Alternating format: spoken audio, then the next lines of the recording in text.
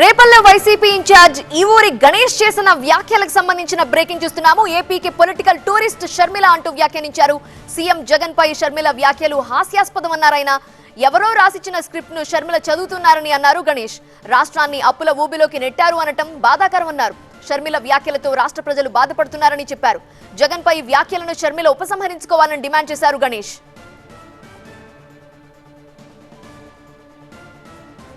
ఆమె ఒక political tourist లాగా వచ్చి ఇక్కడ మన ఆరాధ్య దైవమైన వైఎస్ జగన్మోహన్ రెడ్డి గారిని విమర్శించడం చాలా బాధాకరం. మా ఎస్సీ ఎస్టీ బీసీ మైనార్టీ నాయకులు మరియు అభిమానులు ఎంతో బాధపడుతున్నారు. ఆ వెంటనే ఆమె చెప్పిన విమర్శలను ఉపసంహరించుకోవాలి.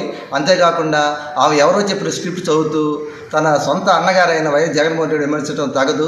ఆమె తెలంగాణలో ఒక పార్టీ పెట్టి ఆ పార్టీని తీసుకెళ్లి కాంగ్రెస్లో కలిపి మళ్ళీ ఇక్కడికి వచ్చి నేను తెలంగాణలో పుట్టాను, మరి ఇక్కడికి వచ్చి మన ఆంధ్రప్రదేశ్లో ఆమె ఎందుకు ఇటువంటి విమర్శలు చేస్తుందో ఎవరికి అర్థం కావట్లేదు.